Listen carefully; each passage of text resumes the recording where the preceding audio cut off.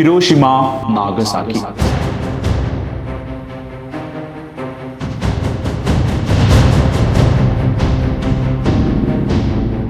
ലോകത്തെ ഞെട്ടിച്ച ആ കൂട്ടക്കുരുതിക്ക് ഇന്നേക്ക് 79-ാം ആണ്ട്.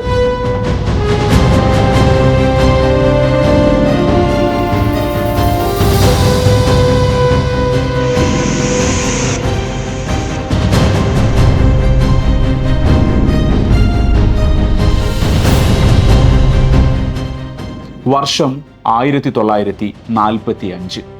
അന്നും ഹിരോഷിമ നഗരം പ്രതീക്ഷയോടുകൂടി തന്നെയാണ് ഉണർന്നത്. സമയം രാവിലെ 8:15. എങ്ങും നിലവിളികൾ മാത്രം.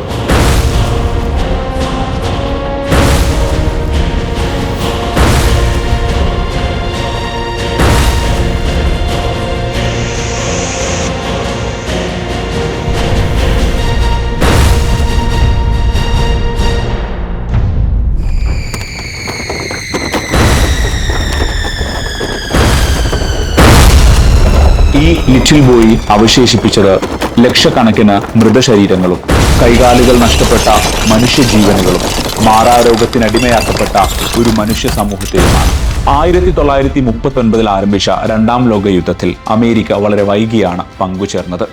അമേരിക്കയുടെ നാവിക കേന്ദ്രമായ പേൾ ഹാർബറിൽ ജപ്പാൻ ആക്രമിച്ചതിന്റെ പ്രത്യാക്രമണം എന്ന രീതിയിലാണ് രണ്ടാം ലോക യുദ്ധത്തിന്റെ അവസാനമായി അമേരിക്ക 1945 ഓഗസ്റ്റ് 6-നും ഓഗസ്റ്റ് 9-നും ഹിരോഷിമയിലും നാഗസാക്കിയിലും ലിറ്റിൽ ബോയ്, ഫാറ്റ്മാൻ എന്ന് പറയുന്ന 2 ബോംബുകൾ വർഷിച്ചത്. യുദ്ധമെന്നും മനുഷ്യരാശിക്ക് സമ്മാനിക്കുന്നത് അനാഥമാക്കപ്പെട്ട ബാല്യങ്ങളെയും എല്ലാം നഷ്ടപ്പെട്ട ജനതയെയും നരകയാതന മാത്രം അനുഭവിക്കാൻ വിധിക്കപ്പെട്ട ഒരു ജനവിഭാഗത്തെയുമാണ്.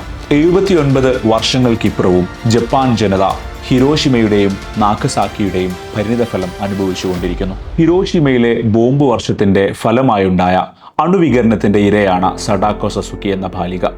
അവൾ രോഗശയ്യയിൽ വെച്ച് നിർമ്മിച്ച സഡാക്കോ കുക്കുകൾ ഇന്നും യുദ്ധവിരുദ്ധ വികാരത്തിന്റെ പ്രതീകമാണ്. ഓരോ യുദ്ധത്തിന്റെ ആരംഭത്തിലും നമ്മൾ മനുഷ്യർ ബോധപൂർവം മറക്കുന്ന ഒരു കാര്യമുണ്ട്. ഒരു യുദ്ധം കൊണ്ട് നശിക്കുന്നത് അറിവ് നേടി ലോകത്തെ തന്നെ മുന്നോട്ട് നയിക്കേണ്ട ഒരു തലമുറ.